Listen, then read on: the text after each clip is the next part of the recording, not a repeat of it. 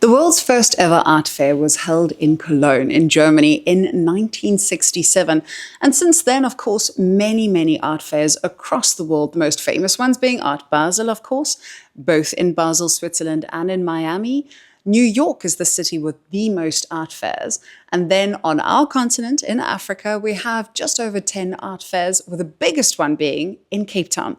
The Investor Cape Town Art Fair has been running for quite a few years now, and it's really built up a sizable following. I decided to visit and find out from an artist who I've collected what the impact of the art fair and winning an award there has been on her career.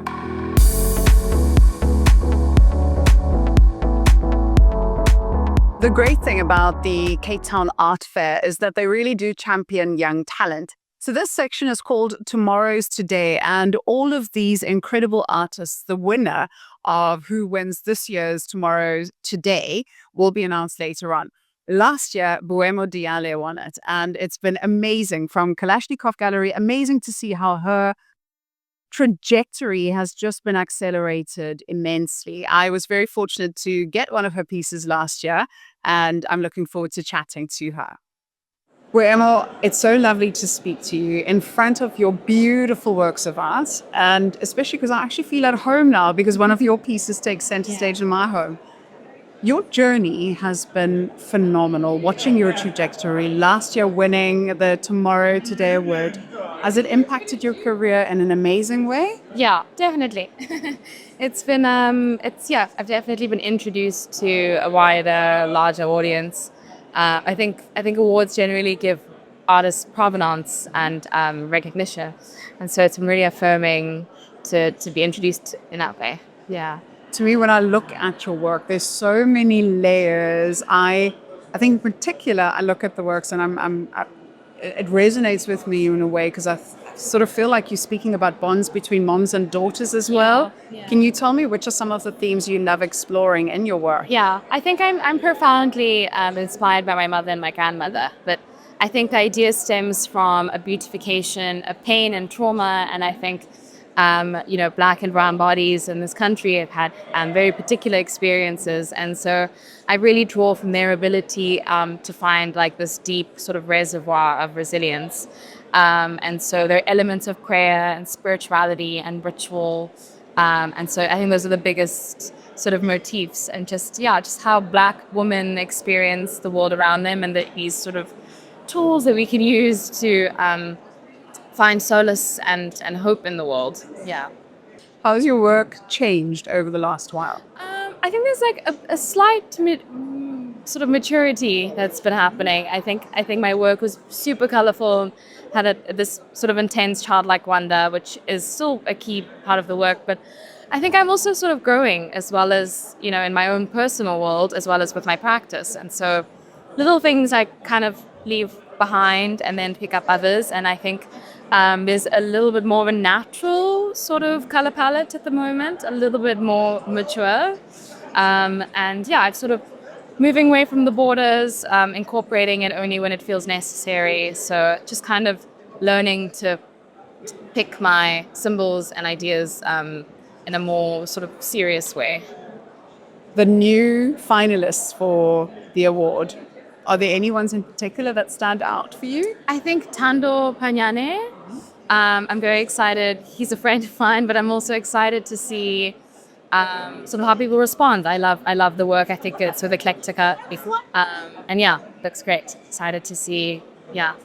Is it interesting for you to watch how people respond to your work? I think it was, who was it that said that an artist coming to an art fair is sort of like watching your parents having sex. It happens, but you don't want to see it. One of the art critics said that.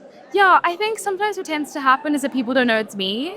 So there's a level of anonymity that actually works in your favor. I don't mind. Yes. But sometimes I'll watch people sort of standing by my work and talking, and I'm just kind of like listening to what they're saying, and like sometimes they're like, why are they naked? And sometimes it's wow, these brushstrokes are really good, and I'm just like, okay. So it is good to sort of watch, but with a level of anonymity. Exactly. So yeah, it's fun to see people's reaction to things. Yeah. And if you had to choose one institution that holds your work in the future, which one would it be? MoMA, I think, is quite obvious, but yeah, I just want to remind you when you are at MoMA one day, I want to show you this interview. manifesting. So work is about manifesting, so Absolutely.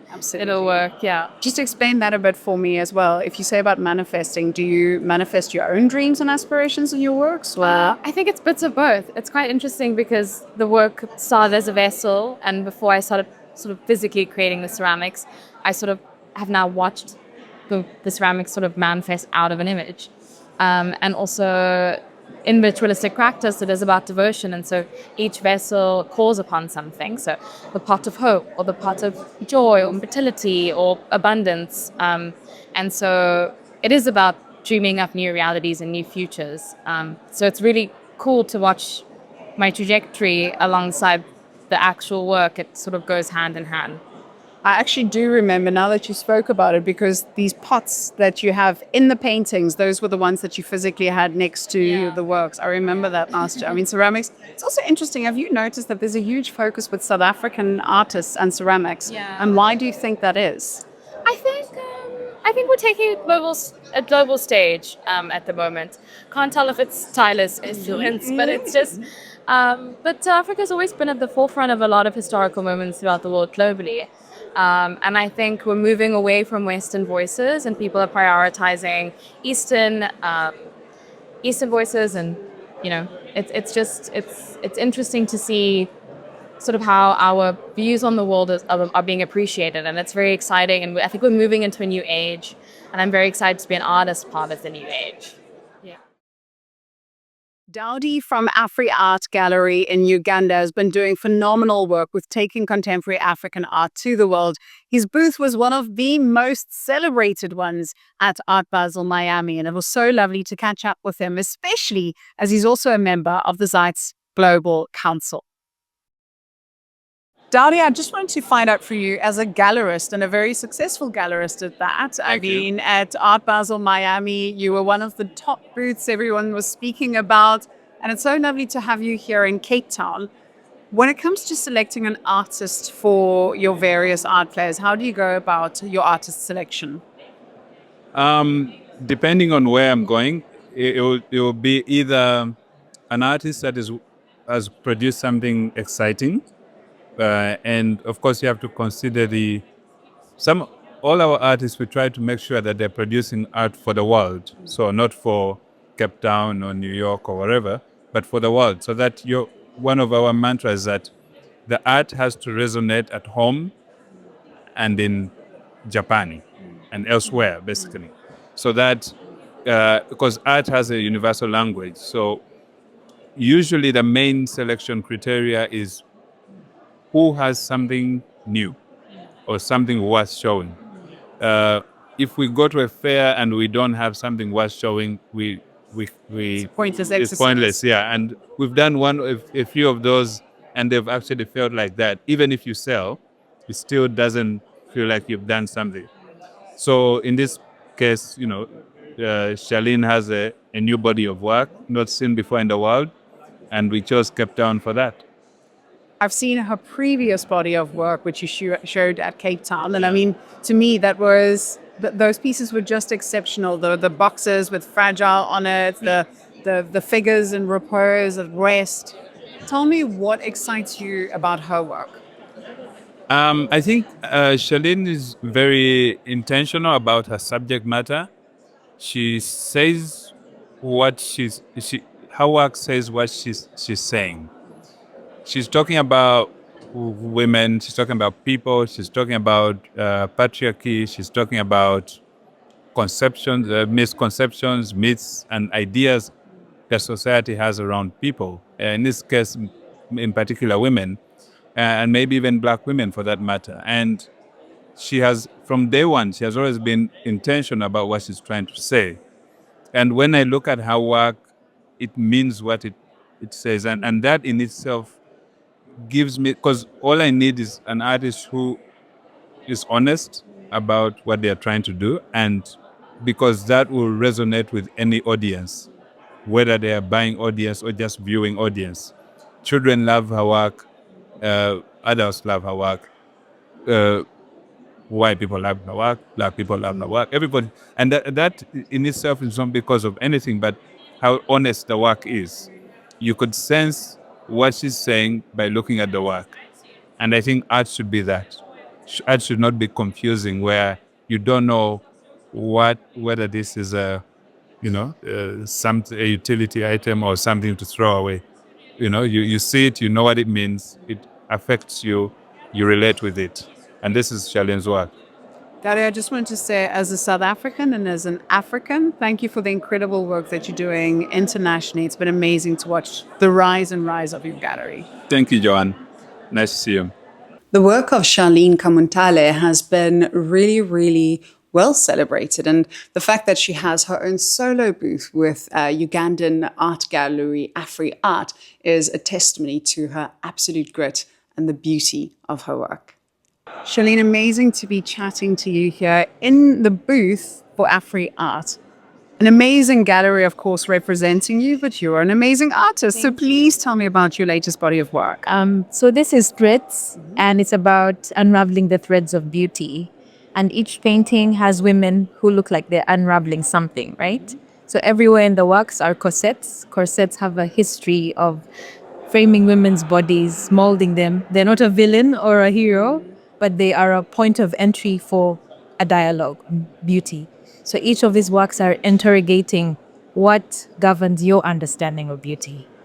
So as you see them pulling, taking a thread apart, revealing beads, they're asking questions. I use beadwork and embroidery, and those are two things that have been a part of women's labor and extremely undervalued. So even as the women are unraveling, they're bringing it to the surface, that see what our hands can do. For yourself, Charlene, how do you define beauty? I think beauty is not a fixed thing. It's not a fixed ideal. It's something that's dynamic and always changing.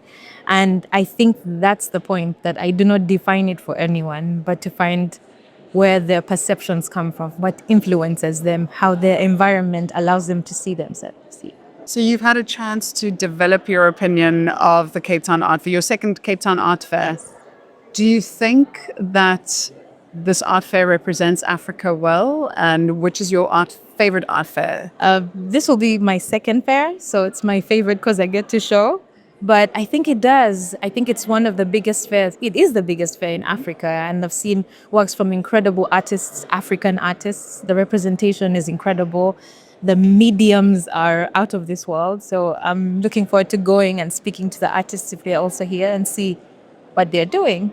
Yeah. I'll be visiting Uganda with the Zeiss Global Council later this year. Wow. When it comes to the art scene in Uganda, what would you recommend that I see, besides, of course, AfriArt? But what is amazing about the art scene in Uganda?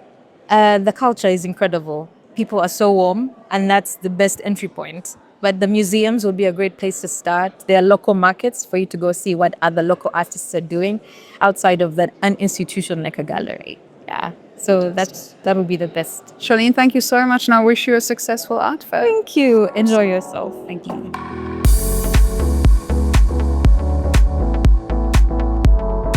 The Artsy report on art fairs for 2024 reports that the best way for galleries to connect with their collectors is, of course, to exhibit at these art fairs. And there are 185 art fairs on the European continent and only just about 10 on the African continent. So I would say it's possible to get to all of them. If you are able to, please do support the Cape Town Art Fair, Johannesburg Art Fair, Latitudes, which is a fantastic online platform for buying African contemporary art. They have a wonderful art fair as well. Of course, in Lagos, we also have 154 in Marrakesh. And if you're in London, the very, very best one, I would say, in terms of celebrating contemporary African art is 154, which coincides with Frieze. And that's a great place to discover new artists.